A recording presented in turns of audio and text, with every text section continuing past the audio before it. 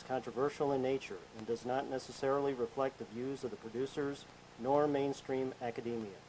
The viewer is encouraged to refamiliarize themselves with the standard historical and scientific text before making presumptive conclusions. I'm not surprised at this recent scandal that they dug up about the dumbness of the school books they're writing. Here's the government telling these outrageous lies to every child in America, every adult in America, and every old person in America. They've been stealing and hiding technology for so long, they don't want it to move any faster.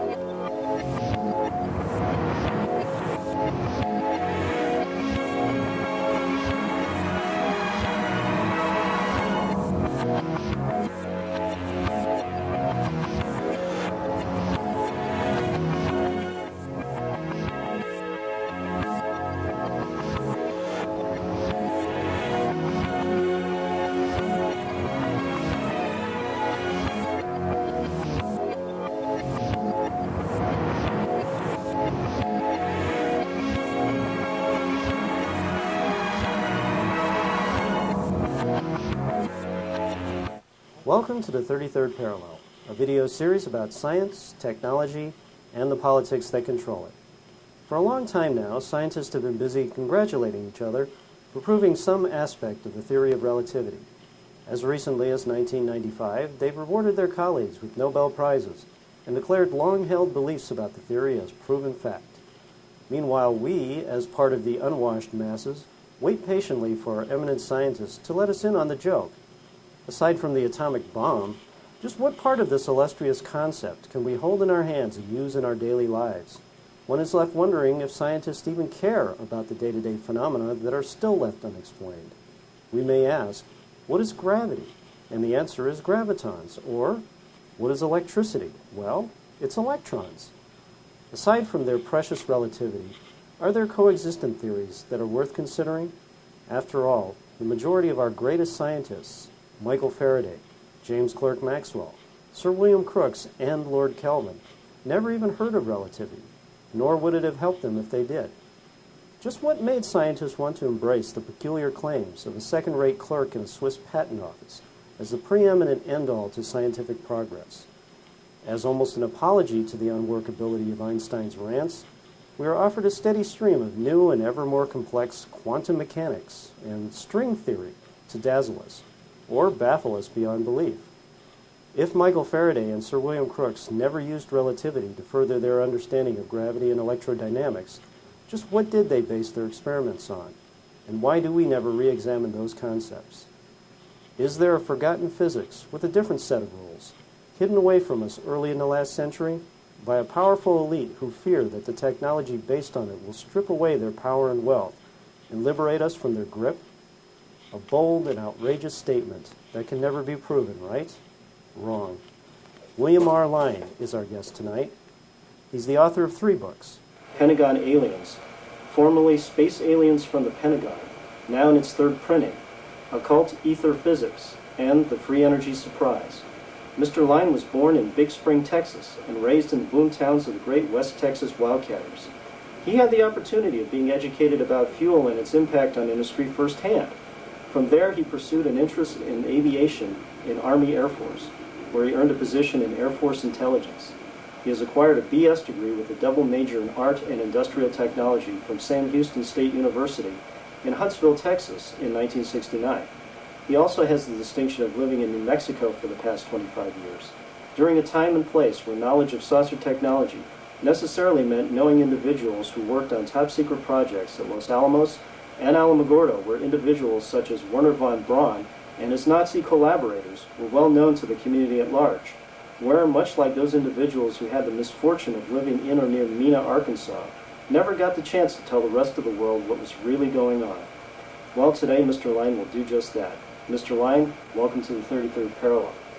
Okay, I'd like to get into some free energy technology now. The first thing I'm really fascinated about is your discussion of the atomic hydrogen torch. And if anybody's a welder these days, they probably haven't even heard of an atomic hydrogen torch. Maybe you might want to explain a little bit about that and why it's so special. Interesting thing is, since I came out with this material, just this year, in the immediate future, General Electric is now issuing a new version of an atomic hydrogen torch. Isn't that interesting? How about that? And how did that happen? A person phoned me the other day and told me all about it. And they have a new atomic hydrogen torch they're preparing to release for the public. And I thought, wow, this is amazing. Isn't that a coincidence that it was dead for all those years, yeah. And now I published something on it, and now they're coming out with it? Now, I wonder how they're going to explain the inordinate amount of energy. You might want to maybe talk about why this is so special, this torch. Well, of course, the discovery of the atomic hydrogen, what I call the atomic hydrogen process, was supposedly made by Langmuir about 1909 or 1912. And he was a chemist who had a lot of discoveries in the area of electrolysis and so forth. And he claimed, and of course the thing about Langmuir is he was an early relativist. So right? He believed in relativistic, what I call RQMs, relativistic quantum mechanics. And he basically, believed in the idea that however much energy was produced when the hydrogen recombined was the amount of energy it took to separate the hydrogen molecules into from diatomic molecules into monoatomic hydrogen. So basically, this process involves the separation of hydrogen, which tends to come as diatomic molecules, two atoms together, into its separate atoms. And then when those atoms come back together, they release 109 kilocalories per mole. It sounds like a lot. Molecules, per mole. And so that is a lot of energy.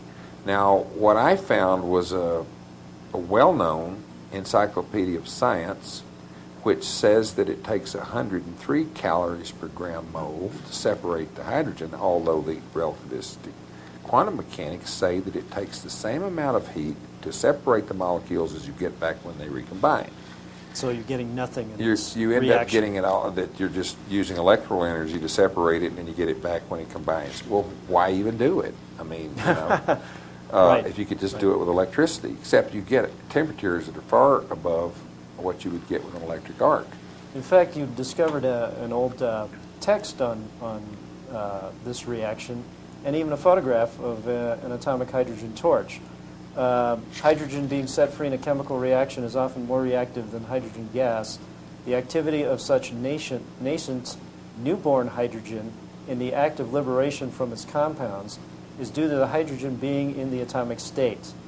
And down here, hydrogen molecules dissociate to atoms endothermically at high temperatures. Heat of dissociation about 103 calories gram mole. An electric arc or by irradiation. The hydrogen atoms recombine at the metal surface to provide heat for the acquired welding. Now, I've been assured that this has to be a typographical error on the part of the Van Nostrand Encyclopedia people, even though this particular paragraph comes out of what is something like the 5th edition. Now, is that right? They're so 5 editions of mistakes. Yeah, 5 editions. They have just carried this. Nobody's caught it, And the thing is this company published books on Tesla at one time when Tesla was alive. Oh, is that right? Yes, same company. Well, that's interesting that they would claim that they've made mistakes in 5 editions. Here we have this is circa 1933. It's a welding book, welding and its applications, and it has here atomic hydrogen arc welding. In general, it says here, molecular hydrogen, or hydrogen in its normal state as distinguished from atomic hydrogen, is a diatomic gas. That is, each molecule consists of 2 atoms. When hydrogen is broken down into the atomic form, it is very active and has great tendency to recombine to form molecular hydrogen. This is exactly what happens in the atomic hydrogen process. When the molecular hydrogen passes through the arc, much of it is changed into the atomic state and thus absorbs considerable amount of energy. In escaping the arc stream, these atoms recombine into molecules again at the outer edge of the arc fan, and the extra energy is released as heat. This extra heat is added to the intense heat of the arc itself, produces a temperature that is somewhat higher than either the ordinary arc or the gas flame. Theoretical temperature of the atomic hydrogen flame has been found to be 7,254 degrees Fahrenheit. However, heat absorption due to the formation of atomic hydrogen, it says here, reduces this to 5,340 degrees. But it talks about the what you're talking about as far as recombining. Yeah. So all these books are making mistakes, I guess. The thing that's interesting is that liquid hydrogen is 99% atomic hydrogen. Or, right? no, there's ortho and parahydrogen. I can't remember which is which, but one of those states of hydrogen has a lot more energy. Just because they're not pointed opposite directions. The atoms are pointed in the same direction.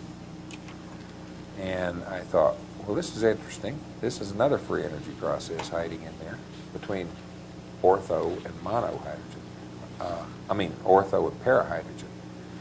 Because it takes less energy to create parahydrogen than you get back when they convert. How about that? And that's just another one of those little free energy processes. The same thing happens, when you compress it and liquefy it, it takes less energy to vaporize it again than it took to compress it. Really? In other words, when you can vaporize it easier than you compress it, so you get a gain in energy just like that. And you can do the same thing with liquid air. It happens quite a few times in nature, and yet we're taught to ignore that again. I don't see how people. See, I don't think it's I don't see magic. how science people can explain this stuff away all the time. I just think that these elements are absorbing energy from cosmic sources when they're in a state of change. And because Tesla's theory of radioactivity is that the radioactive elements are not producing the radiation. They actually are being produced by the element reacting with zero-point radiation, what he called the primary solar rays or starlight, a very high-frequency form of radiation that's produced in stars. And he called this the primary solar rays, and I call it the zero-point radiation because this matches the definition today. And this radiation is ubiquitous. It comes from all directions. It's so high frequency it doesn't react with most matter at all. It passes right through everything. But I believe that certain elements, when they react and change, when they're in a change of state, or let's say they're in an act of mutation, such as in K-capture, that they react with this and produce a radioactive effect. Because I don't think they've ever proven that mass loses weight through radiation. That's all strictly mathematical predictions. Yeah. Ah. According to E equals mc squared, if something sits there and puts out this high energy radiation, it's supposed to eventually convert all the mass, as long as it's producing radiation, into pure, what they call pure energy. And that's the biggest joke I've ever seen in my life. There's no such thing as pure energy. What would be pure energy? Energy is the ability to do work. How can an ability have a pure form in some physical So in a way, it's a process of transition that creates the work. It's just the potential that exists That's all energy is. It's not a physical entity any more than time is some sort of little entity flying around in space. Time is just a fiction that we've invented just as a convenience to describe the rate at which events occur. And all of a sudden now we're supposed to think that it's an entity in and of itself. yeah, and we could travel in it, you know. Like maybe pretty soon they'll have time particles, like they have gravitons and things like that. Timatons. Yeah. Yeah. Chronotons. Oh no, I better not say something like that. Next thing you know, I'll be seeing it in print. Yeah, they'll think that's a great idea. Tesla has a very interesting take on iron, for instance, here. He talks about it in terms of electricity. Let's see. Unless we should make a radical departure in the character of the electric currents employed, iron will be indispensable. Yet the advantages it offers are only apparent. So long as we use feeble magnetic forces, it is by far superior to any other metal. But if we find ways of producing great magnetic forces, then better results will be obtainable without it. In fact, I have already produced electric transformers in which no iron is employed and which are capable of performing 10 times as much work per pound weight as those with iron. This result is attained by using electric currents at a very high rate of vibration produced in novel ways instead of the ordinary currents now employed in industries. I've also succeeded in operating electric motors without iron by such rapidly vibrating currents, but the results so far have been inferior. He has a whole different take on... Now, he's talking about replacing iron with aluminum. Yes. You see, now, you see which way he's moving towards something that's lightweight. And I have heard this before, that aluminum can be made to function as a ferromagnetic material. Aluminum? Yes. How about that? And you feel that Tesla might have been onto this? Yes. I think he might have developed this. He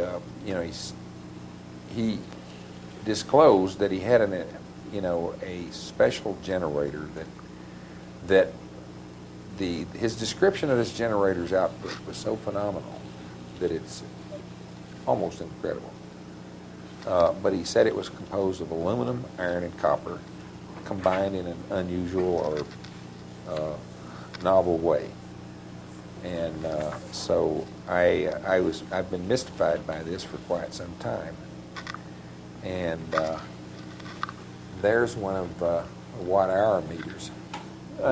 This is what you were alluding to, or you feel that Tesla was alluding to, this being a Tesla invention originally, where he basically this is an elaboration on his unipolar generator, which he was experimenting with. This might have been one of the ultimate results of it. Could you go further into it? Well, I just kind of stumbled across this with at the time, back in the late 70s, I had an apartment in my house, and I wanted to know how much electricity was being used internally in that one apartment. So I picked up a couple of antique watt-hour meters in Albuquerque at a salvage place, but these were antiques, and they were 2 110 meters, which I've been told are very expensive now to get one of those kind of meters. But anyway, I got these for a couple of dollars a piece. And I hooked them up in the apartment, but there were no labels on what was the in wire and what was the out wire. These were so antique that they just had posts on there for connecting wires, and there was no label. So I just kind of figured out, well, let's see, I'll run the in wires in here, and I'll have 2 of them to do 220 for this apartment. Apparently, I hooked them up backwards, and what they would do is the meter would spin quite rapidly when power first started to be used in the apartment. And the more power, they began to slow down, and finally they would get, when the power usage was higher, they would just sit and vibrate. And I called it snoring, because these things made a vibration. The whole house would vibrate with these things. I mean, really? Yeah, it'd make the whole house shake. And if the power usage went up higher, they went in reverse. And the electric bill on the whole complex dropped by about 1/3. So these meters appear to be electricity into the system. They appear to be generating power. And so I just got to, when I was at a salvage place looking for some metals and whatever, in my little inventor trip that I do. And there was an old man there, and his name was Dort, and he was from Virginia, and he says, my father invented, and I started talking to him about these watt-hour meters because he was interested in this sort of stuff. And he says, well, my father invented the original generator that's used on highly top-secret Navy subs today. And Here we go with it the was subs based again. on a Tesla invention, and the Nazis stole it. And now the government uses it, and it's highly classified. And I told him about these meters. He said, when that meter is stationary and vibrating, he said, that's the center of load. He says, aluminum is the reflector, and copper is the active element, and iron is the magnetic. And he said that this kind of technology was incorporated in his father's invention, which is a Tesla oscillator.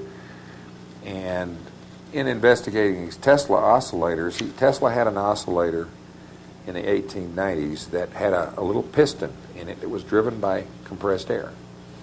And it only had to vibrate about 1/16 of an inch, just hum.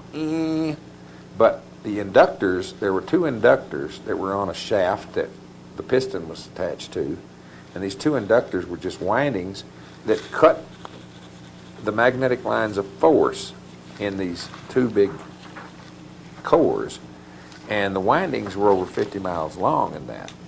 And so that would correspond to what Tesla talked about, 925 mile wavelength, which would be for the Earth about 13 and a half cycles per second. And this is what they use for ELF technology.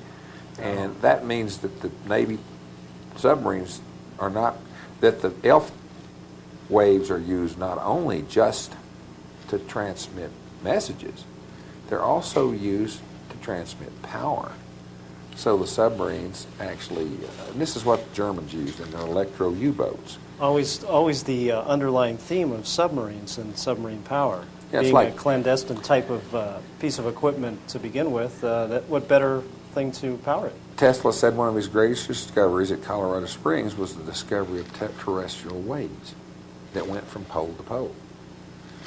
And that was one of the discoveries that he made. So basically this ELF technology would do nothing but like make this wave energy in the Earth accessible. And that would be how they would get a 13,000 mile range out of these submarines in World War II. Well, we have up on the screen now Tesla's unipolar... 30,000 miles, take it back, 30,000 miles. 30,000. That's a lot. It sure is.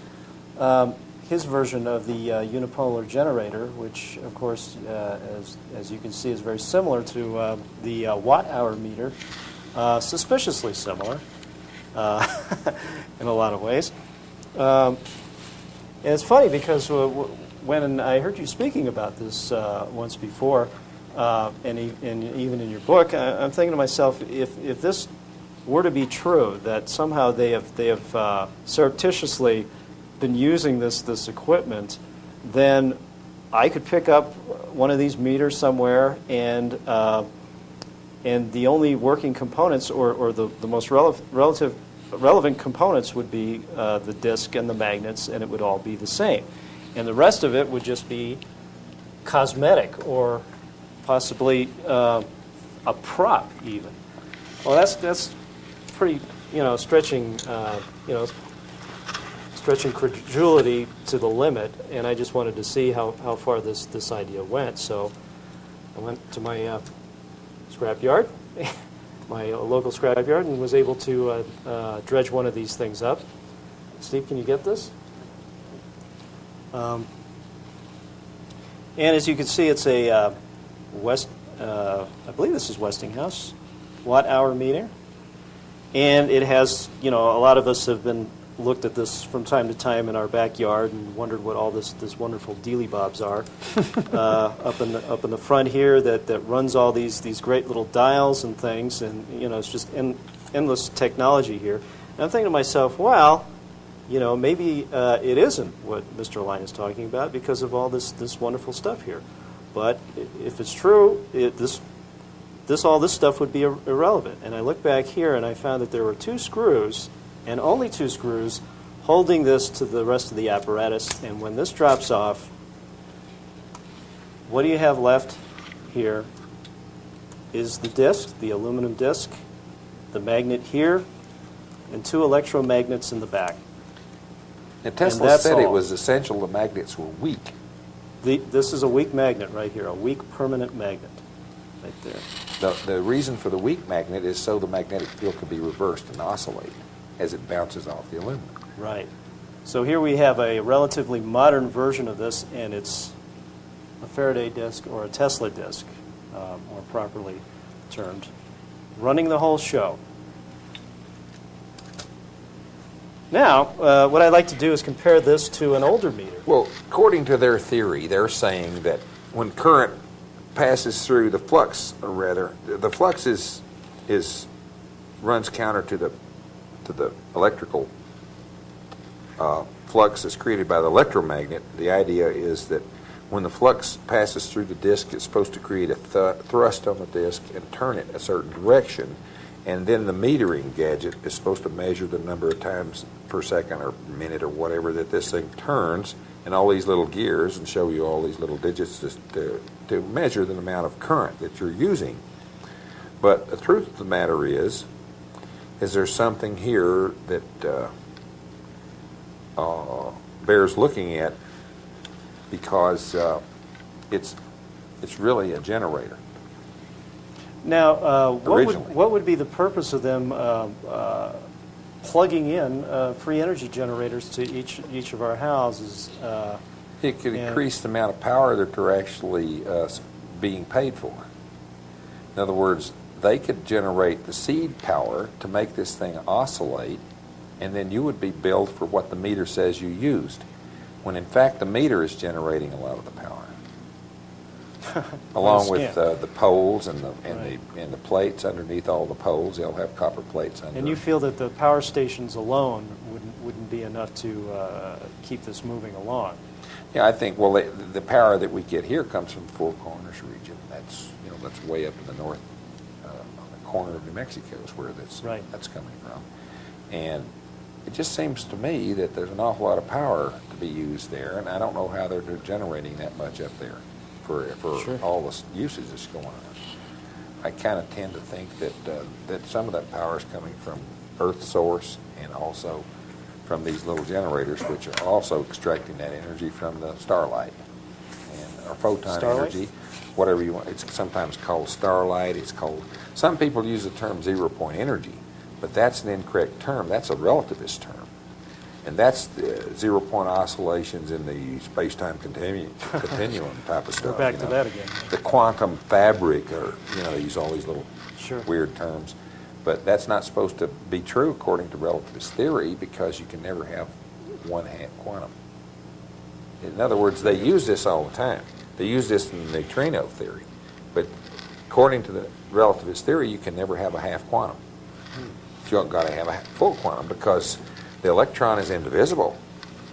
Oh, right, yeah. And that's not true. Let's compare the fairly modern watt meter to something, again, we've dredged up in our little explorations. This thing is called a frequency relay. This is much older. This is circa 1930s, possibly.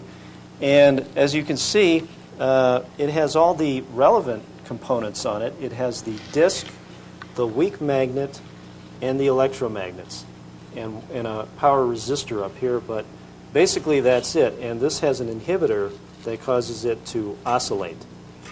So, your comments?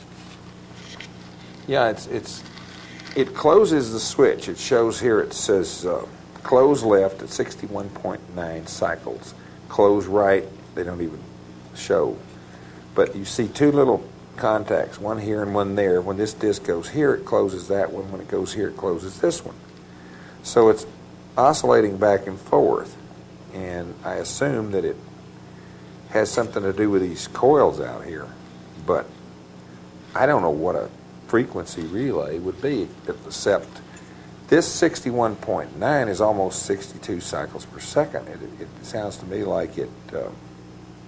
If the frequency isn't right, it opens or closes a switch here. But it also could be vibrating back and forth. It's got a limiter on it and a spring that makes it return to one position, but it looks like some very mysterious little gadget. Yeah, it's suspicious how similar that is to a modern-day gadget without all the bells and whistles on the front. Apparently they weren't too interested in concealing technology as much as well, according to more that sophisticated. diagram that you had on there earlier, where it showed the unipolar generator, you can see where Tesla shows in the illustration that the positive charges go one way in the magnetic field and the negative charges go around the other way.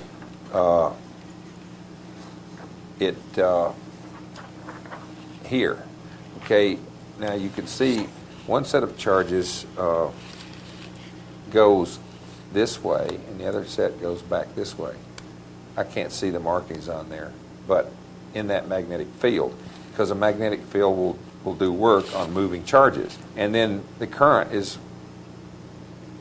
you see you have a loop here. Here you've got a thing on the edge to pick up current, and here you got a return loop near the center. Now, Tesla had a subdivided disk. He said if you subdivided it this way, you could energize the field, and if you subdivided it the other way, you could de-energize the field. So if you had a disk with subdivisions going this way, back that way, this way, and back the other way, then when you spun this disk between these fields, you would cause an alternating magnetic field.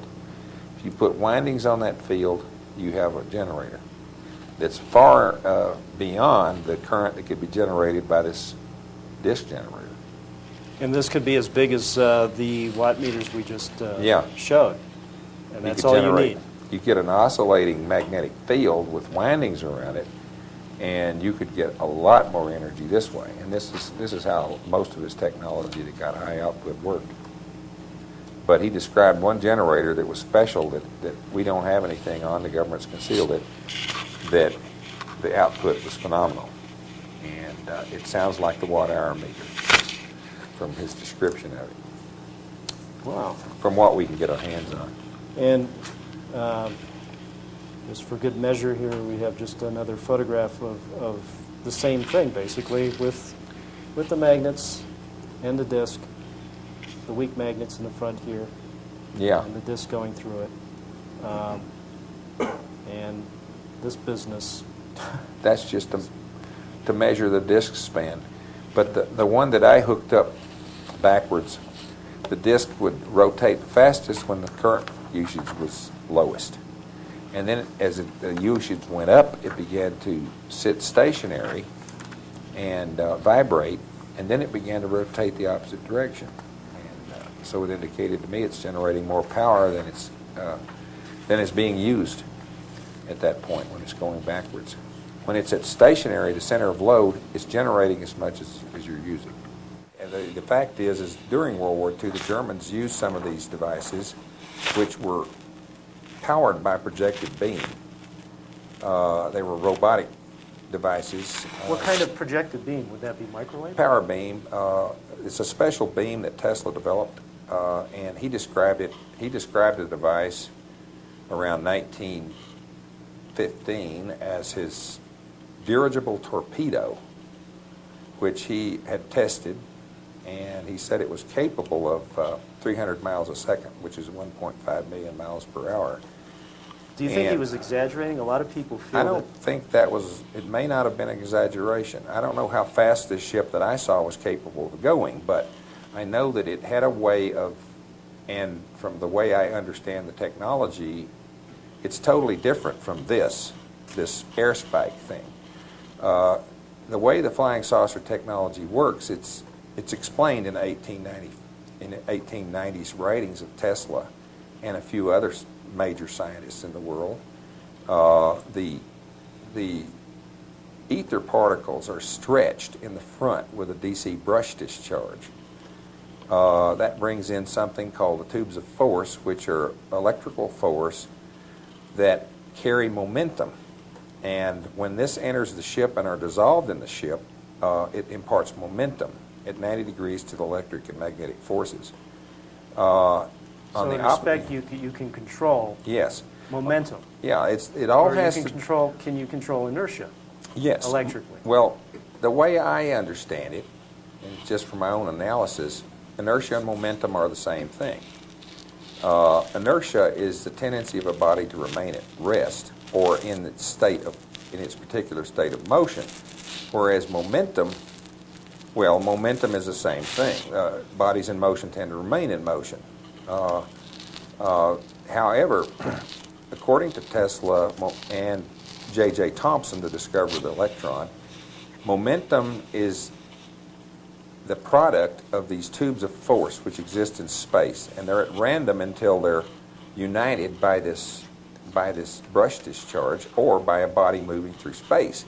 Then that body accumulates a certain number of these tubes, and that imparts momentum to the body. So if you can block these ether particles from passing, you can block inertia. And that's exactly what Tesla's... So this is actually in the literature by J.J. Thomson and Tesla. Yes. We're talking the 1800s. Yes. Getting back to saucer technology, German saucer technology, you claim in your book that you were at a salvage yard and had collected something. In fact, you have a photograph in the book. You call it a Pile-Tochter compass. Could you explain a little bit about that? Well, literally, Pile-Tochter Kompass means polar slave compass. Tochter meaning daughter, so it's kind of a little humor in there, German humor, that the daughter is equivalent to a slave. But what that means is this is a slave compass, so there's a master compass, which is a gyro. The gyro is the master compass, and the polar slave compass will then pick up the heading that is calibrated into the master gyro, which this particular device it's mounted this way, so the dial is 360 degrees this way. It's set off in 30-degree increments, and it has a dial here, which you turn 30 degrees left, 30 degrees right. You can also do 60, 90, any 30-degree increment. But this device then has a little electric motor on it, so that when the ship changes directions, let's say that you turn the flying saucer 90 degrees to the right. Well, the main compass is calibrated to show true north. So when the ship starts moving this direction, then this little motor cuts on and rotates a dial that's with gears on it around to show you the correct flight heading according to true north on the master compass. And the reason this kind of device was necessitated in the first place was because the flying saucer has an electric field around it that makes an ordinary compass totally useless. And another reason is the flying saucer moves so fast that you're going to be over the next state in a few seconds, if you don't cut the power. And so this particular one that I have is a primitive device compared to what they must have now, but it was the only thing they could come up with to navigate these saucers. And these devices which you have here, you have a couple. Yeah, we have here something from an American salvage yard in California. Very similar to what Mr. Lyne's talking about as far as the German version, as far as the 30-degree increments, correct? And it has a dial which adjusts here. This thing is thrashed to bits, so you'll have to excuse its shape. And we have the specifications here. Indicator gyromagnetic compass type V7A, specification MIL 15126A, order number AF23804, stock number 6263-15700. Kierfot Company Incorporated, property of U.S. government. I bought it at a salvage yard, so everything's totally legal. And it's very similar to what Mr. Lyne is talking about in his book. You might want to point out the similarities or differences. Well, do you feel that this was from an airplane or a oh, saucer? Yeah. Or? This is Air Force, USAF, type V-7A. Now, this is not the same kind of device that I have, though, but it uses some of the same technology. This is a navigator's device that will give a true reading for north, south, in different degrees, and it's graduated for any of these headings on here. The one that I have, the reason I knew what it was when I saw it was because when I was a boy, I slept in the backyard to watch these ships coming from New Mexico at night, flying in squadrons, and they would turn in 30-degree increments, 30, 60, 90, 180, and I could tell they were at very high altitude, and I hadn't seen one up close. All I could do was see them in the sky at night, high in the sky, navigating, doing maneuvers, and I would see a bunch of them flying along, and I'd see one coming along, and it looked like a star, bright light, and it would go along and then suddenly do without slowing down, it would do an instant turn, angular turn, and it was in these 30-degree increments. Well, when I saw this device on a scrap heap in Albuquerque, I knew that's what it was. And I picked it up, and certainly the label on the back, on the side of it, showed that it was a Pyle-Tochter compass, and it was labeled KT-small p large 2, KTP2, manufactured by List on October the 10th, 1943. It was a guidance compass from a German 1943 vintage flying saucer. And now, the device, and this was when I bought it, was in 1979. It was classified. So how did it get in this scrap heap? Soon after I got this device, the government apparently found out that I had it. So they went to the scrap dealer to find out how he got it. And the scrap dealer then said, I got it from a guy at Sandia Base. So they went the guy at Sandia Base was the guy who normally brought scrap released for salvage to him. This guy was stealing classified. He didn't know it was classified salvage when he stole it and sold it. And so they put him under surveillance. They caught him doing it again, and they put him in jail. And then that information got back to the scrap dealer and got back to me. So that was classified information. They weren't supposed to let that kind of information get out. The scrap dealer wasn't supposed to know it. I wasn't supposed to know it, but I know it. And I found it out. So I knew that they couldn't come and get this thing back from me without confirming what it was. And why was some device from 1943 still classified if it was nothing more than an inertial guidance system? That's a good point. And If it's present on every airplane in the German Air Force, and it's present in every airplane. The dial is in the middle on it, and it's clear that this device controls the direction of the flying saucer, and that the saucer can turn in any of these 30-degree increments, just like the ones that I saw.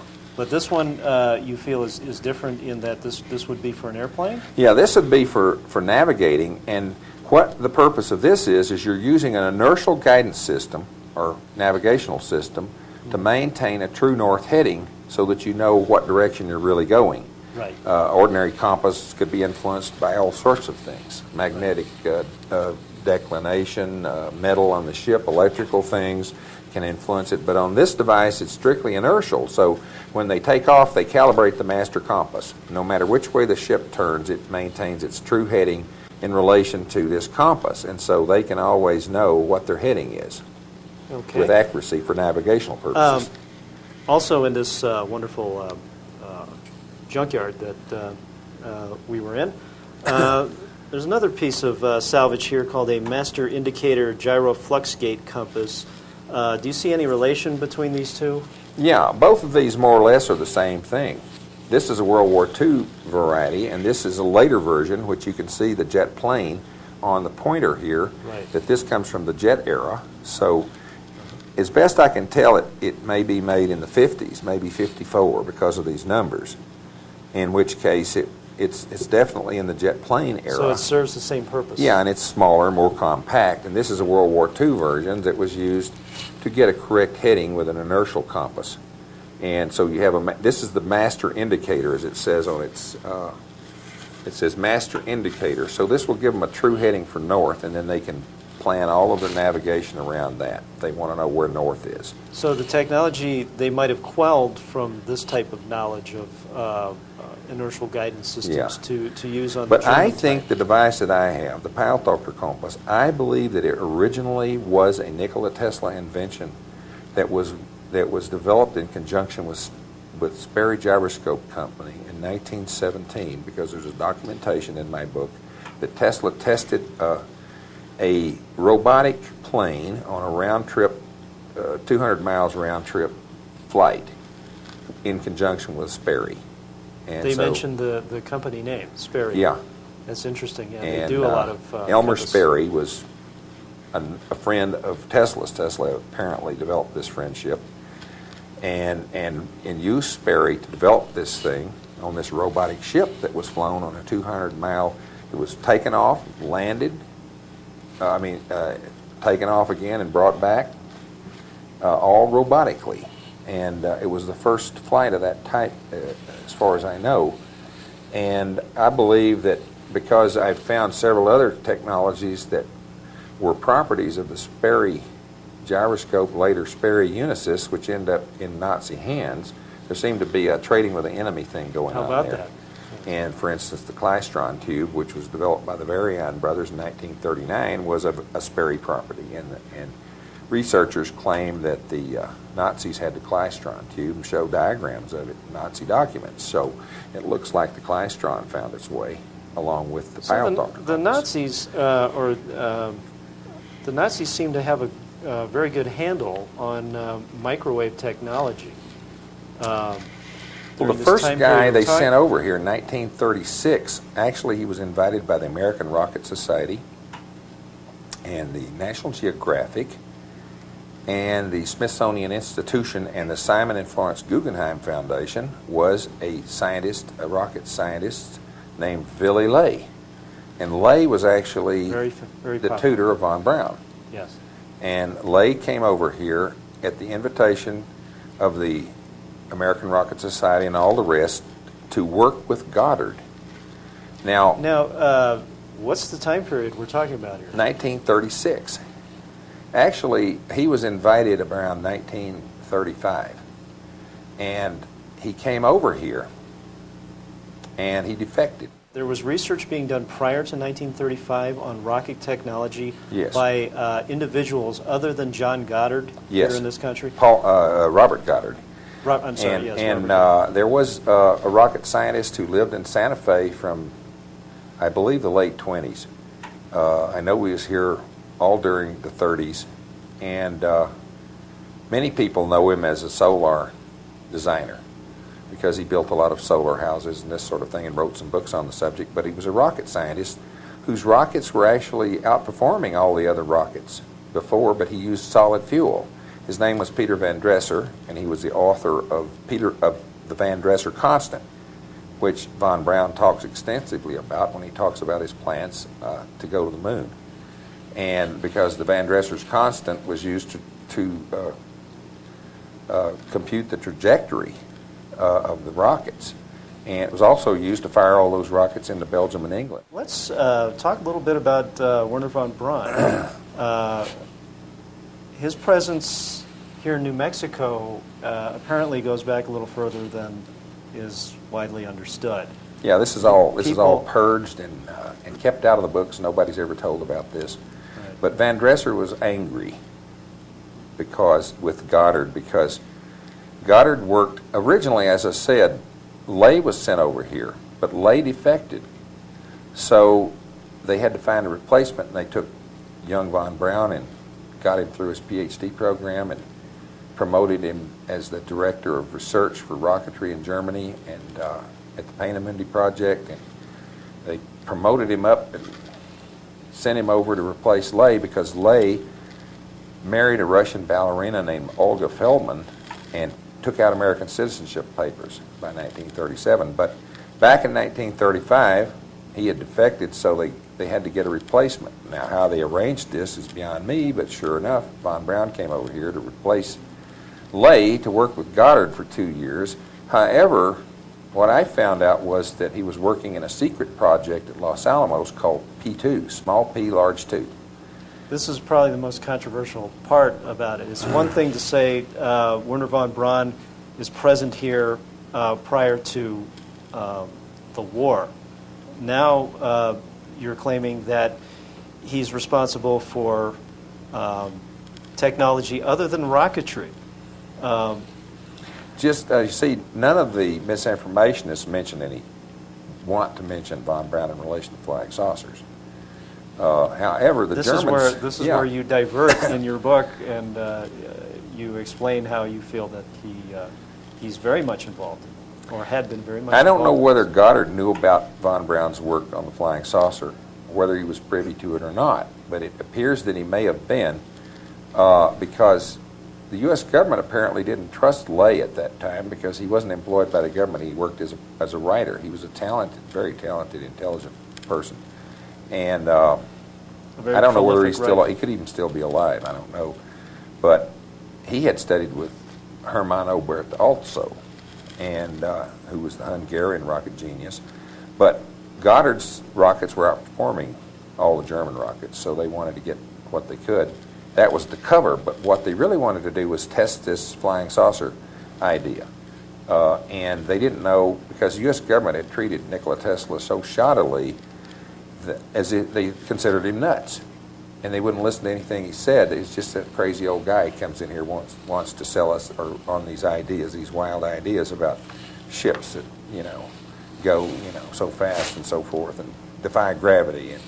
And so all of their experts, who were MIT people mostly, just slandered Tesla up one side and down the other and managed to convince the government that he was nuts. And so the Germans, they sent their man to cultivate Tesla's friendship. They had a guy named George Sylvester Furick in New York, came from a very well-known intellectual family, and Furick cultivated Tesla's friendship, persuaded him along the lines of helping with the German developments. And I don't mention this much in the book, but I've I put in on this. This is so you discovered a German connection with Tesla. There's definitely. Tesla got the morning paper, the morning German papers at the German embassy every day. So he'd gotten pretty tight with the German embassy because he sold stuff to the Germans in the past. He offered... This is prior to the war, so he doesn't feel that this is some kind of treasonous act. Yeah, see, in World War I, in 1914, Tesla offered his turbine to the U.S. Navy, and they weren't interested, so he sold it to the German Minister of High Marine in 1914. So they were interested. They bought his turbine. And then, in World War II, he offered all this stuff to the government. He offered the U.S. government ELF technology in 1914, 15, along in there, 17. Which they're using now as part of... He offered them that technology then, and they turned it down, you see. And eventually the Germans got hold of the technology, and they were using it in World War II. They had submarines that used Tesla's oscillator to give them a 30,000-mile range. And these were the electro U-boats. Yeah. They had a Tesla oscillator that was driven partially off of thermodynamic and electromagnetic energy gathered from the Earth's field that oscillated at harmonic of the Earth. And they used a gas to drive a little piston that powered some electric inductors that cut the lines of force and generated electric current. This was a generator that Tesla developed in the 1890s and run by, more or less by gas, basically liquefied air. And run through a Tesla turbine?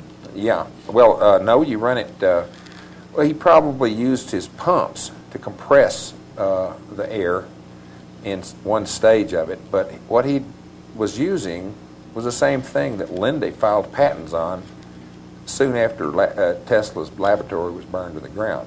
which makes you wonder. Another coincidence. Another big coincidence. And the Germans were storing huge quantities of liquefied air before World War I. What were they going to do with all that stuff, Sure, you know? Sure. So that was their U-boat stuff, you know, and they were already planning on this stuff. Boy, it makes your hair stand on end to think how they moved into action so early, you know, to get this big thing going. But so how does this tie into the P2 project with von Braun and Tesla's technology? How did von Braun acquire what he needed to develop this? Well, they knew that, you know, that they had questions, you know, about Tesla's claims. So naturally, they wanted a proof of concept. So that's what they did at Los Alamos from 1936 to 38. However, I know that they didn't get all the technology because the ship I saw in 1953 still had the bug in it of precession problems. And you felt that it looked like it was lost. Yeah, it had a precession problem, which if they had gotten all the technology from Tesla, which Tesla had, they would have known how to solve that problem, and so would the U.S. government. None of them paid any attention. If they'd looked in Tesla's documents from the 1890s, there was the answer on how to stop that precession problem.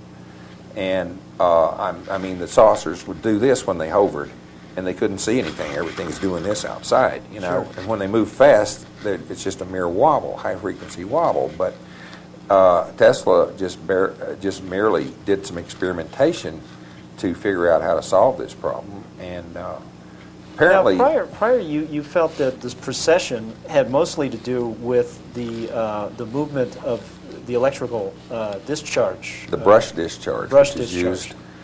The brush discharge is just like the Earth. It's like the aurora borealis. You have a brush discharge in the Earth. The Earth draws in the tubes of force, and it's also the place where a huge current is going into the Earth from the sun. And so there's a huge electric current going from the sun through frozen magnetic lines of force in space, through the Earth, and back to the equator of the sun, where it goes with the return current. And that's what imparts the momentum to the Earth around the sun. So this is documented and proven by the scientist Johannes Alfvén, the Norwegian scientist, who carried on some of the work that Alfvén did was based on the work before him of Christian Birkeland, who apparently was a Tesla nut too. And I believe that the reason they got into this area of research was because Tesla's dynamic theory of gravity, which was never published, had somehow leaked out. And so it looks like this is something you've been attempting to reconstruct through available text. The reference that you quote is his lecture before the immigrant welfare. What year was that? Yeah, and he apparently had made the same announcements many years before, but he talked about it. He actually used the term dynamic theory of gravity. Yes, he mentions this in a number of places in his writings, and the stuff was published. However, he intended to publish it, but he never did, and he worked it out in 1893 and 94, which was, I got the papers that he wrote just before that, and that were part of his lectures in England, in New York, and Paris, and so forth. And in those lectures was this information that basically went into his dynamic theory of gravity, and then a few times, at later times, he would include little bits of the theory in there. And at one time, he released a lot of information on the theory in poetic form. And basically what Tesla said was that in the 1890s was that the brush discharge brought in the tubes of force, and according to J.J. Thomson, when the tubes of force are drawn into a conductor and dissolved in it, it imparts momentum, because the space contains the mechanism for momentum. Well, Alfvén proves that most of the momentum of the solar system is in the planets. The sun has practically none, because most of its momentum is being imparted and carried to the planets. So this according to idea their of centrifugal force creating some, after baloney. is Even Einstein said there's no force at a distance as far as gravity is concerned. And he didn't even believe in the ether physics. But basically the theory is that there are all these onion-like layers in, for instance, the solar system of the sun's electrical energy, and the planets are traveling along certain lines of it's almost this. like a toroid Yeah. shape. And the planets are driving along it, and the momentum they possess is brought in by the electric current and the tubes of force, which are on the Earth. The Aurora Borealis, this Birkeland, had said, well, there's no way that we can have these huge magnetic currents on the ground unless there's a current of billions of amps flowing into the Earth on the North Pole. And so the aurora is actually a brush discharge. Now, the Aurora Borealis is not the same as the Aurora Australis on the other end. It's a cloudier thing. That's positive corona versus negative corona. Negative corona. Then Tesla invented his highest form of his coil was the single terminal coil, which he discovered, and he said it's my way of creating DC current through induction. And what it does is it creates a high-frequency DC pulse. If you'll notice from those coils there, now he's got two on one circuit, you see. Right. Now that's... You can point with the... yeah, you've got two coils on one circuit. You've got this coil here and this coil over here. And then you look at these coils and you look here. Let's see, there it says P1, see? Interesting And reference. over here it says P2. Uh-huh. So basically those are primaries, different primaries. And this, for instance, could be used. The only reason for having them in the same circuit is for a flying saucer. In other words, this it doesn't coil... make sense the way it's set up. I mean, Right. if you are Yeah. signaling, as the patent claims, system of signaling, you wouldn't have a wire that's connected for 300 miles to signal. It defeats the whole purpose. Yeah, I mean, it's all on the same oscillator. He's running these things on one oscillator. Now, this one over here is the one we should be looking at if you All can right. get it in the picture. Sure. All right, that's more interesting because there you see the P1 and P2 right there, okay? Now, Right. that's P2. It's expressed a little differently, but they didn't have these terms in Now, this is the P2 1890s. that you described in relation to the Pyle-Toctor compass. Yeah, and here And you got a also- rotary spark gap Yes. powering two different oscillators, and notice that this capacitor has fewer plates than this one. And that's because this one is going to be tuned to a quarter wavelength. This one's going to be tuned to a half or full wavelength. This one will produce a DC pulse, the brush discharge, what I call a pseudo-electrostatic discharge. This one produces an alternating high-frequency current. This is used on the bottom or the back of the ship to destroy the inertia. This is used to create the momentum in the direction of travel. So you basically can accelerate the ship and turn it at 90 degrees with this system by controlling the discharges and a polarity on the surface of the ship. Now, this particular coil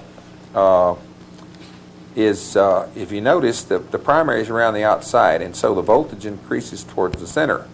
The primary is also connected to the secondary, so that at the same time the current enters the primary and travels around this direction, the current is entering the secondary and from the same source and traveling around this direction.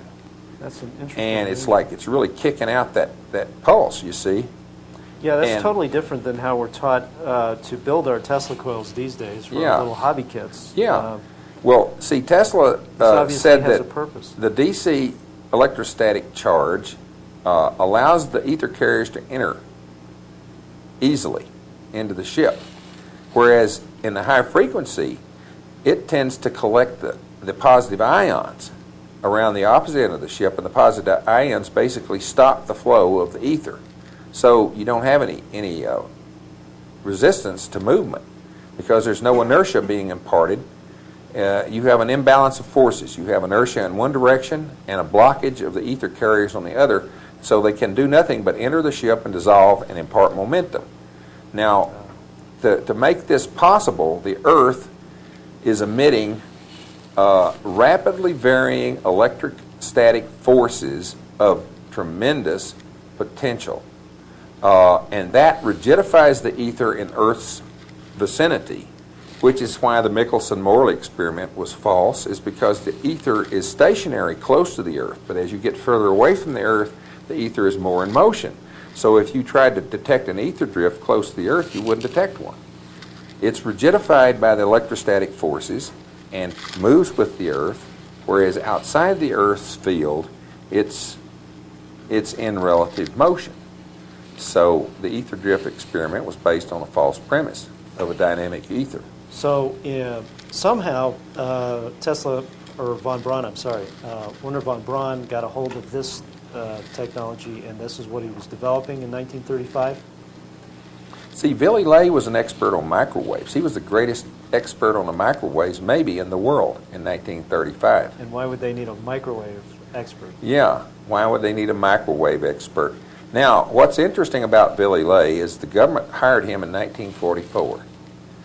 The Burke Aircraft Corporation moved to the environs of College Park, Maryland. And that, I believe, was the first American electropropulsive flying saucer project. That was after they discovered the Germans making these ships based on Tesla technology. In Maryland? And Maryland, it's right, College Park, Maryland, that's where the Goddard Institute is. How about that? How cozy. And the Space Flight Center. So that's a very high priority to some guy who writes science articles and poetry books for children about science, that was suddenly whisked away by the government after they realized that he was the only guy they knew who could tell them anything about this stuff. And so they hired him and put him to work right outside Washington, D.C. on some very high priority project. So Burke Aircraft Corporation of Georgia. Yeah.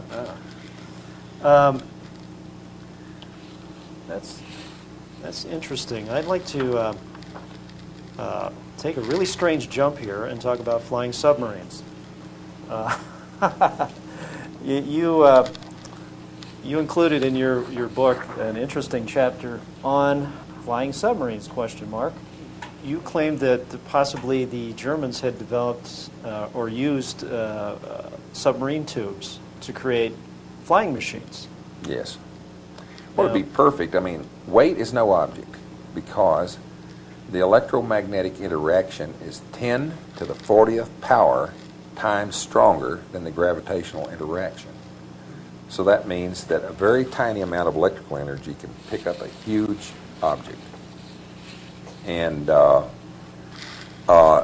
what triggered my awareness of this submarine pressure hull concept was a person I know and his daughter witnessed one of these ships. This man went to Albuquerque to pick up his daughter at an airport, at the Albuquerque airport.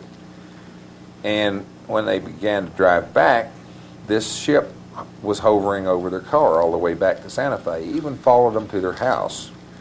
And he said that it had an old iron, what looked like an old iron ship's hull. He could see rivets on it, and it hummed like a diesel engine. Apparently these don't sound like alien spacecrafts from an advanced civilization. Well, the ones in South America have been seen belching black smoke and making clanking noises. Probably some loose chain or something hitting the hull as they moved around, you see. I mean, but that would be perfect because the submarine pressure hull would be perfect for doing a prototype for von Braun's planned Mars mission because it contained a generator, all sorts of equipment you would need in a hermetically sealed environment. And the pressure hull is round, just like a cigar, and has slightly tapered ends on each end. And then around that, they built all of the, ballast tanks and other things, and conning tower and everything. But the basic tube is just a round tube like that thing right there. Yeah, and this is a picture we have of was called here Early 50s Cigar Craft seen by Joe Fieri near Woonsocket, Rhode Island. And it's very similar to what you're describing. Well, I have seen videos of a ship, and exact same description has been seen a number of times. One time off of South Africa, another time in Virginia, quite a few times in Colorado, and I have a video of the thing up in Idaho. And you can see it's silver. It's like stainless steel. And you can see halos around the ship. And as it's hovering, the halos are stationary. You can see the peaks and nodes of the high frequency, you see. And when the ship moves this way, the wave nodes move. If the ship moves this way, the waves nodes move this way. And if it's moving this way, they move the other way.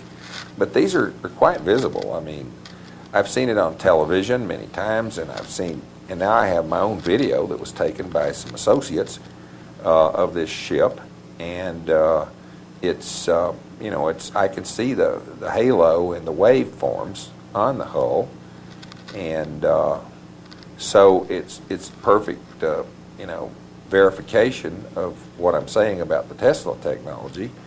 The ship that really proved it to me was I saw a ship at Hyde Park in 1996, in January 1996, while I was at the 10,000 Waves Japanese bathhouse, and I was sitting in the tub with 6 other people, and there were some other people milling around, and I saw this flashing object comes along, and I watched it for a while, and I said, that is not an airplane. And I said, that's a UFO. And this guy across the tub said, it's a plane. I said, well, if it's a plane, why did it just park? And I said, look, here comes another one just like it. And there comes another one, parks near it. And I said, as long as they flash, I said that flying saucers put out a faint glow when they're moving slowly. When they move fast, they light up brighter, and that's the reason they're moving so slow, and the flash conceals the glow. I said, if this thing were to fly fast, it would light up real bright. And the thing lit up. It was huge compared to the little flashes. It looked like a little plane, but when it lit up at arm's length, it was this long, which means at that distance, it was about 10,000 feet. It was 400 feet long, approximately, and about 250 feet wide, and about 50 feet thick. It was shaped like a football field, rounded edges on it, and the thing took off and did a circle. As everyone watched with their jaws dropping, and I followed it with my finger. I said, everyone see that? And they said, yes. And I followed it around. It took about 10 seconds to make its circle, and it was about a 30-degree angle. So at 10,000 feet, that was 2,000 miles per hour, instant, then stopped on a dime. It took off instantly at that speed, came back, stopped instantly in the same spot, while the other ship was still there. And so it glowed a dark green color, and you could see the purple Tesla corona coming out from above on the top and in front of it, and the bottom this represents screwed the with a positive negative charge. Yeah, it's a negative charge. It's that purple Tesla corona going out in the sky like this, and on the bottom was a positive corona. It's a dark green. They had apparently used quite a number of technologies to try to make that ship invisible. It wasn't supposed to be visible, but it was visible because of the weather conditions at the time. So this idea of UFOs appearing and disappearing before people's eyes wouldn't be too hard to swallow if what is happening with this electrical corona is distorting the area around the ship. Plus, they move instantly. This thing can move in. If you're perpendicular to the line of flight, you cannot see it at that speed. If it's close enough, you can't see it at all when it's moving as fast as it can move. So it appears to just, they look like they're disappearing here and going over here. You see? They can jump around because you cannot see that ship when it's moving too fast. If they suddenly take off, it looks like they disappeared. All you see is it's gone.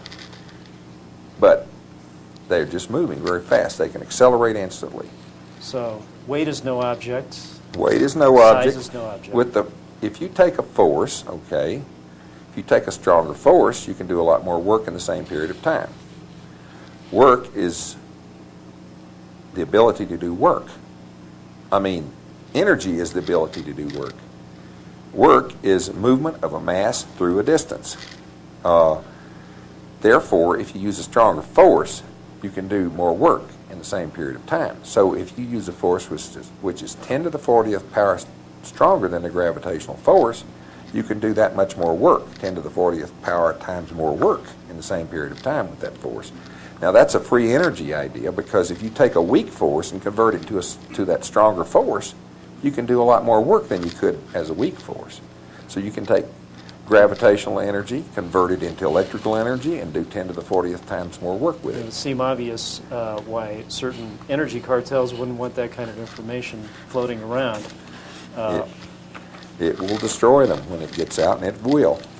Yeah, I'd like to talk further on some more free energy ideas. Just to finish up with, actually I want to ask you about Kenneth Arnold and his sightings, but initially what is interesting about this flying submarine business is Kenneth Arnold had some interesting comments to make about some flying saucers that were appearing here in America.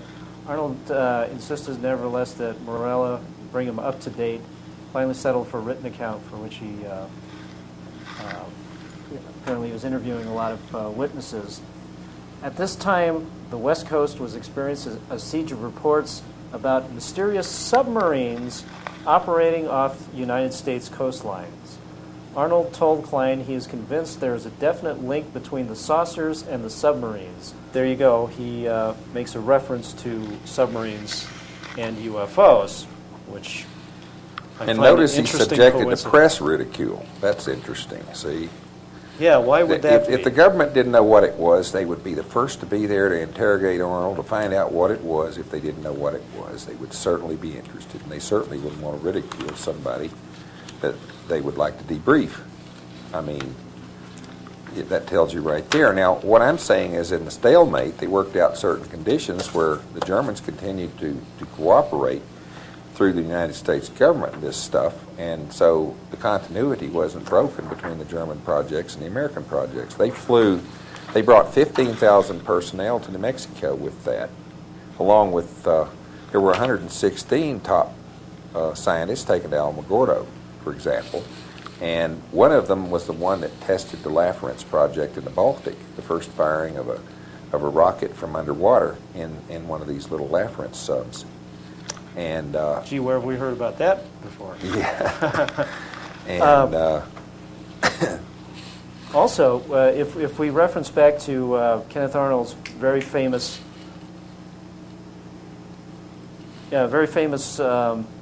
sighting, which started the whole UFO craze in 1947. Right here we have his quote: "This very bright flash, like an arc light, was coming from a group of objects far up to the north of Mount Rainier in the area of Mount Baker, which is almost in line with Mount Rainier and Mount Adams. I saw a chain of peculiar aircraft approaching Mount Rainier very rapidly. They seemed to fly in an echelon formation. However, in looking at them against the sky and against the snow of Mount Rainier as they approached, I just couldn't discern any tails on them.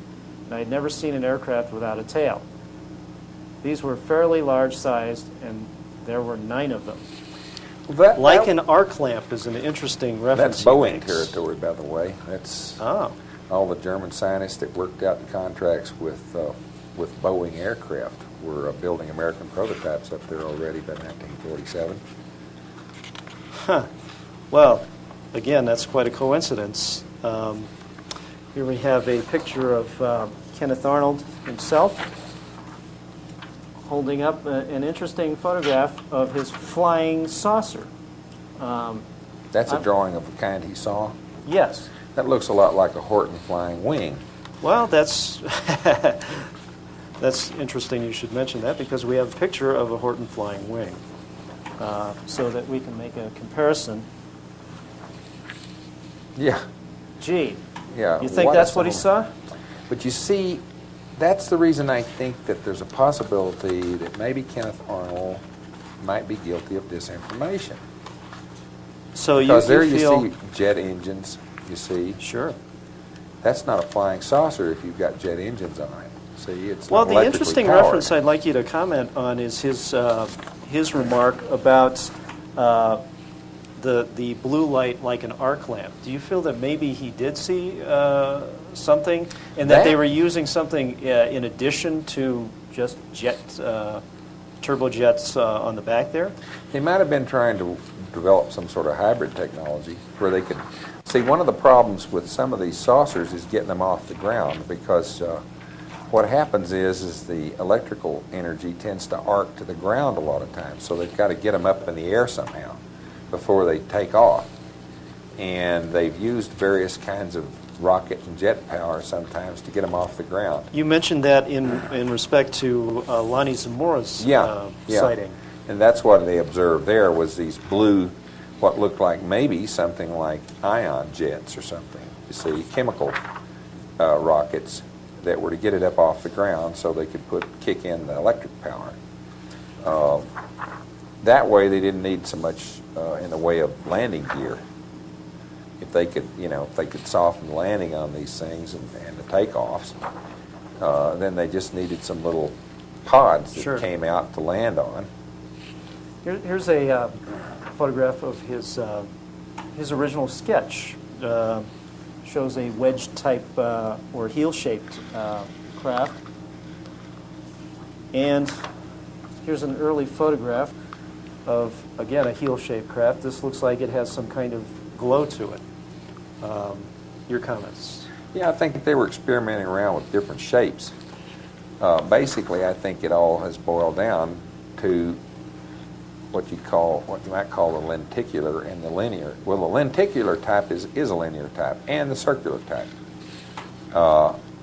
Basically, the ship that I saw at Los Alamos, at Hyde Park above Santa Fe, it was a huge lenticle. You see, it was a huge lozenge shape, and you think about that. It was as big as a football field with the track around it. 5-story building, 50 feet thick. I'm going on proportion because I worked with proportion as a sculptor and a painter, so I can calculate proportional shape and size and so forth pretty well. And this thing would be like a flying 5-story building as big as that shape inside a football field and a track. Now that's a huge ship. That is huge. And what are they going to do with this ship? Now, the big question of me is, how are they hiding these things?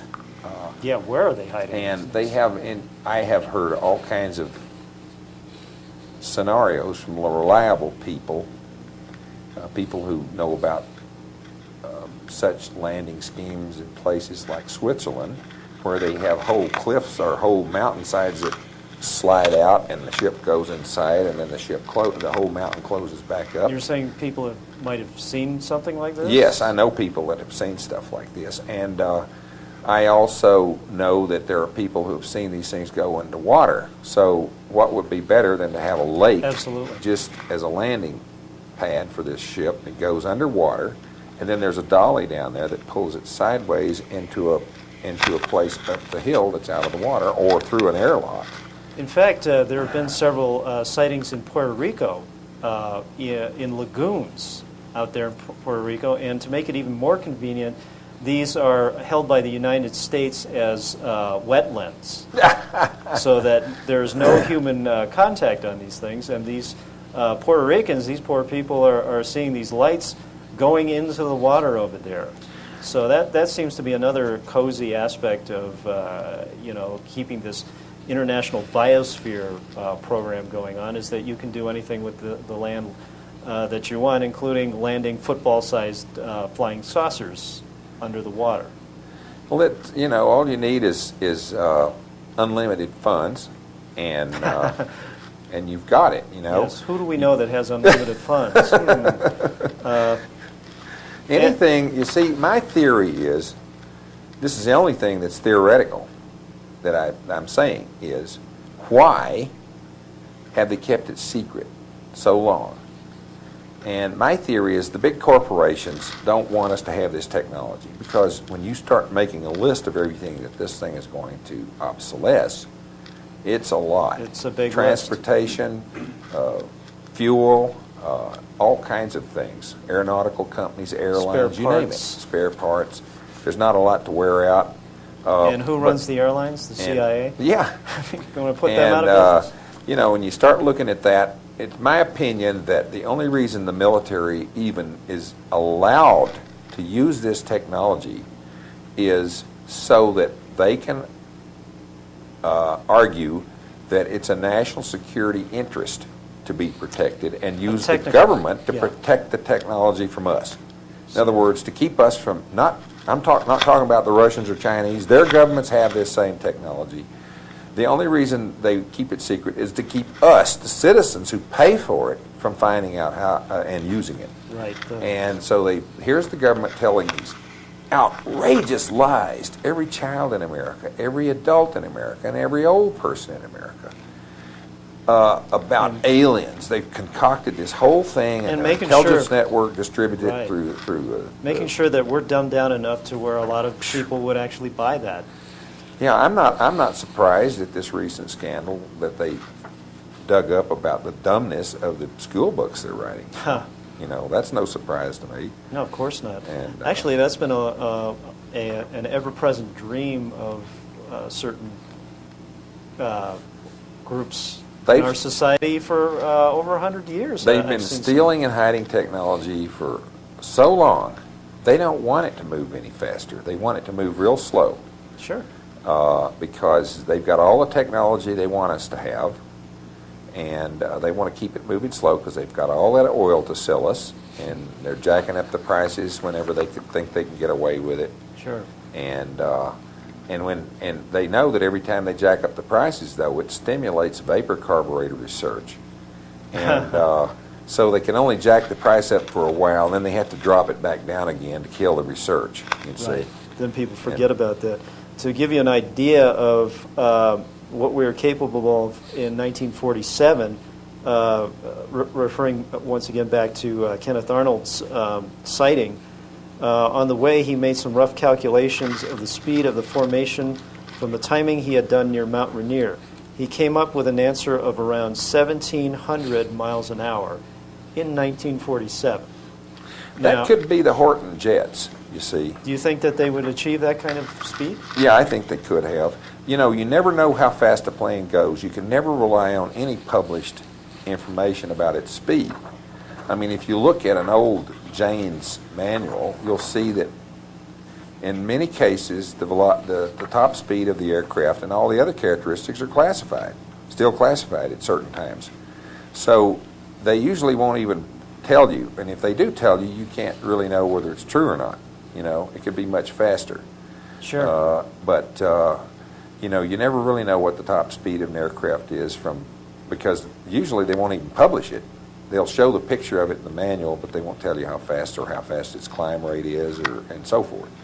Its performance characteristics may be classified, but I believe they could have gotten, with some of those Horton planes, they could have gotten close to that. From what I saw, the pictures of these things, those are pretty advanced designs. What they do is they don't want this technology to go too fast. So they get a lead and they just want it to go at a certain speed as long as they're faster than the Russian planes or whatever. Right. As long as, just to keep that edge. Meanwhile, they're going 25,000 miles an hour, like the one I saw in 1953. And then they're talking, they've got articles all out there in the papers that they're controlling, talking about how we might be on the verge of discovering anti-gravity technology. Yeah, you know? I suppose our old friend Mirabeau figured that one out for us, too. I'd like to thank Mr. Lyne for being our guest on the 33rd Parallel. I hope there are many who feel as I do, that it's a good and healthy thing to entertain alternative views on items of such importance as our world history and scientific progress. This is, in fact, the primary objective of this video series. I hope you found it worthwhile, and remember, the truth can flow from lies, but lies cannot flow from the truth. Good night.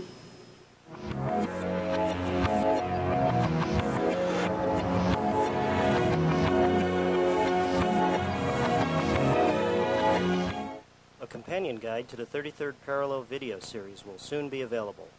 Look for it on our website at www.flyingsaucerfactory.com. Also available now from the Flying Saucer Factory. a German U-boat on the United States coastline, a secret agreement between sworn enemies, an underground base built into the permafrost of Antarctica, Rear Admiral Byrd and his armada of 4,000 men, in a confrontation with unknown aircraft that can fly from pole to pole in a matter of minutes. When reading about it isn't enough, it's time to see what you've been missing. A graphic dramatization of Admiral Byrd's Operation High Jump, fully illustrated by a top Disney TV animator. Order it now from the Flying Saucer Factory at www.flyingsaucerfactory.com.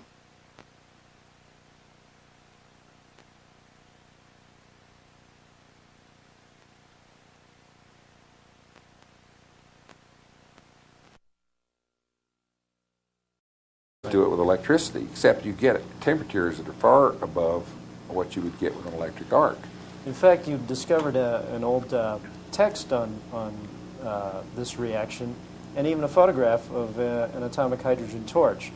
Hydrogen being set free in a chemical reaction is often more reactive than hydrogen gas. The activity of such nascent newborn hydrogen in the act of liberation from its compounds is due to the hydrogen being in the atomic state. And down here, hydrogen molecules dissociate to atoms endothermically at high temperatures. Heat of dissociation about 103 calories gram mole. An electric arc or by irradiation. The hydrogen atoms recombine at the metal surface to provide heat for the acquired welding.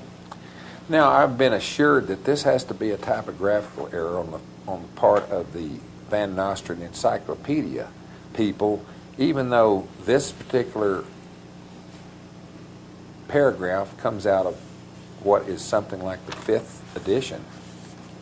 Now, is that right? They're so 5 editions of mistakes. Yeah, 5 editions. They have just carried this. Nobody's caught it, And the thing is this company published books on Tesla at one time when Tesla was alive. Oh, is that right? Yes, same company.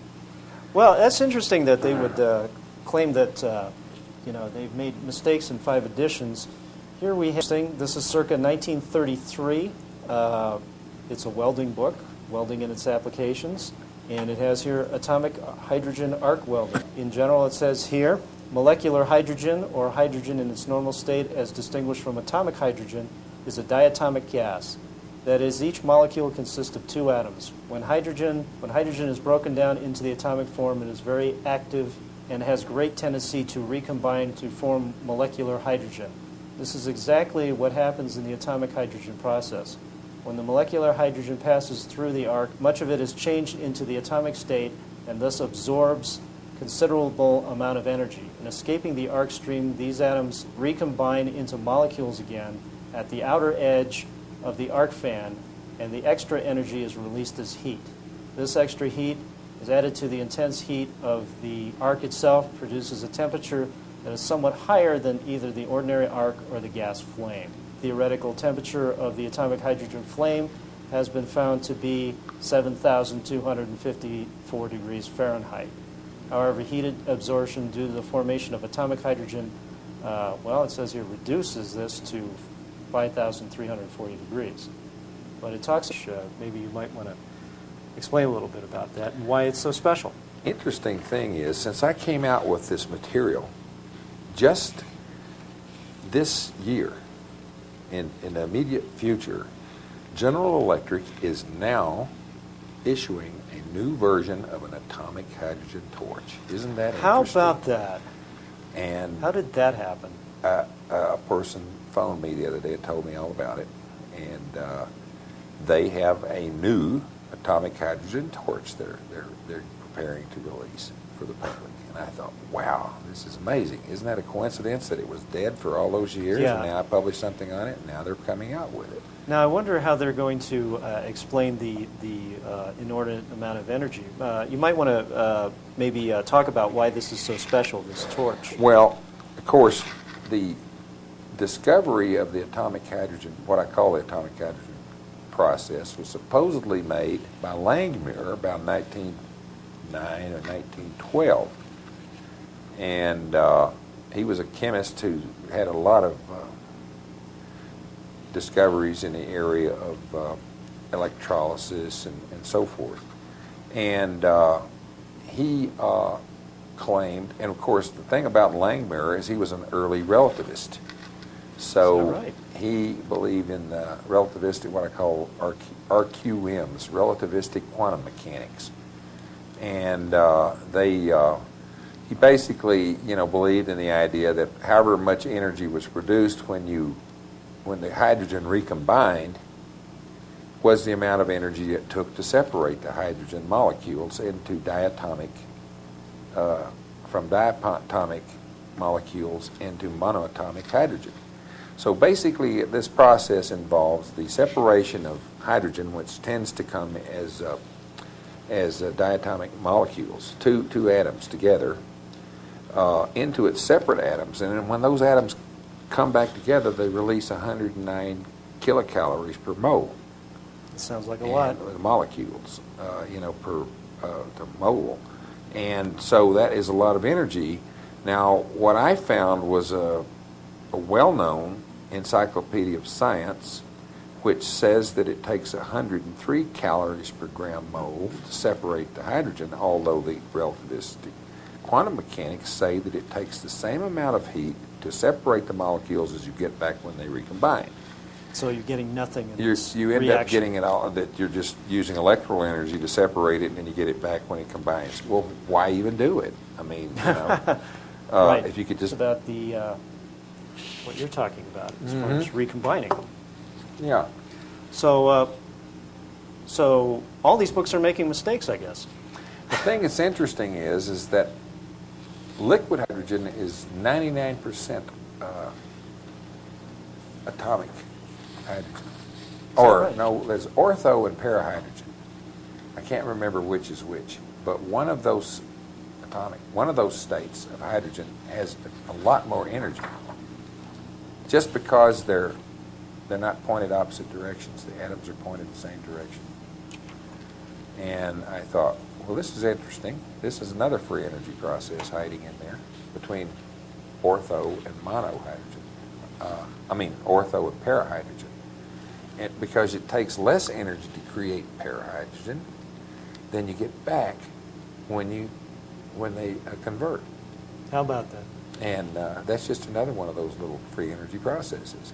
The same thing happens, when you compress it and liquefy it, it takes less energy to vaporize it again than it took to compress it. Really? In other words, when you can vaporize it easier than you compress it. So you get a gain in energy just like that. And you can do the same thing with liquid air. It happens quite a few times in nature, and yet we're taught to ignore that again. I don't see how people... See, I don't think it's I don't see magic. how science people can explain this stuff away all the time. I just think that these elements are absorbing energy from cosmic sources when they're in a state of change. And because Tesla's theory of radioactivity is that the radioactive elements are not producing the radiation. They actually are being produced by the element reacting with zero-point radiation, what he called the primary solar rays, or starlight, a very high-frequency form of radiation that's produced in stars. And he called this the primary solar rays, and I call it the zero-point radiation because this matches the definition today. And this radiation is ubiquitous. It comes from all directions. It's so high frequency it doesn't react with most matter at all. It passes right through everything. But I believe that certain elements, when they react and change, when they're in a change of state, or let's say they're in an act of mutation, such as in K-capture, that they react with this and produce a radioactive effect. Because I don't think they've ever proven that mass loses weight through radiation. That's that what all they claim? Strictly mathematical predictions. Yeah. Ah. According to... What is gravity?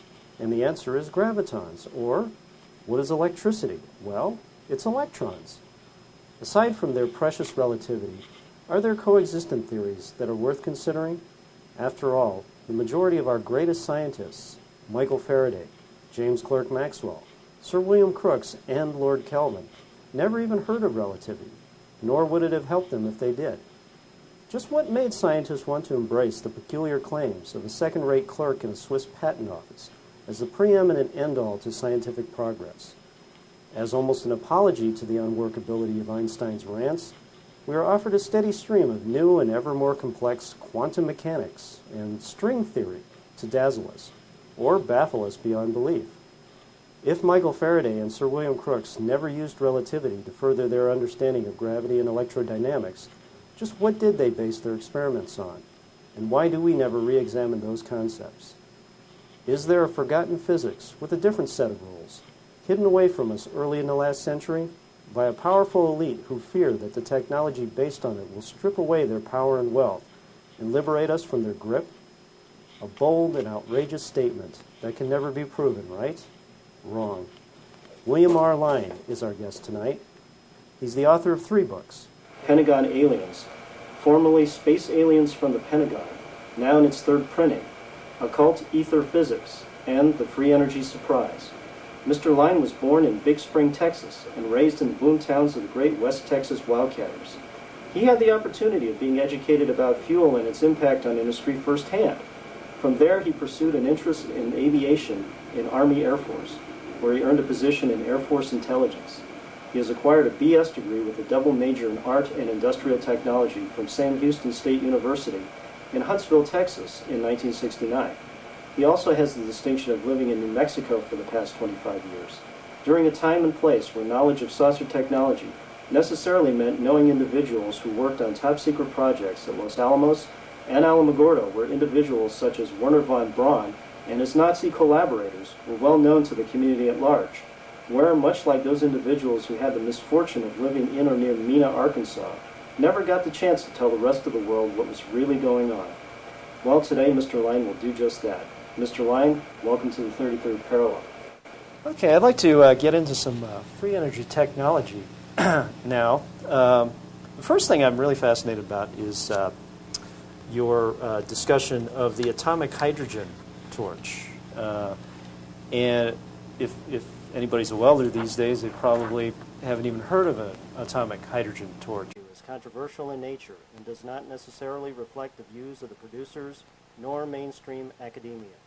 The viewer is encouraged to refamiliarize themselves with the standard historical and scientific text before making presumptive conclusions. I'm not surprised at this recent scandal that they dug up about the dumbness of the school books they're writing. Here's the government telling these outrageous lies to every child in America, every adult in America, and every old person in America. They've been stealing and hiding technology for so long, they don't want it to move any faster.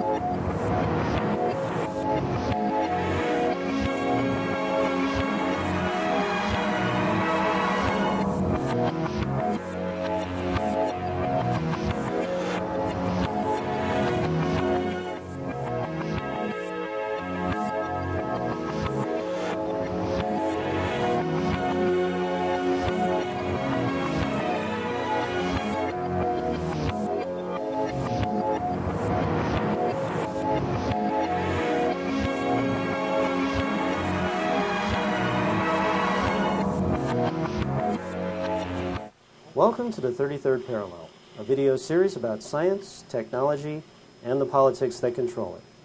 For a long time now, scientists have been busy congratulating each other for proving some aspect of the theory of relativity.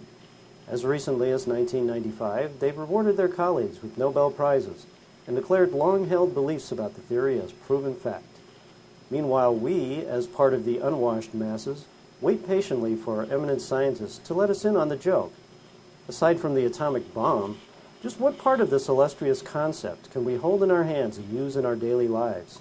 One is left wondering if scientists even care about the day-to-day phenomena that are still left unexplained. We may ask,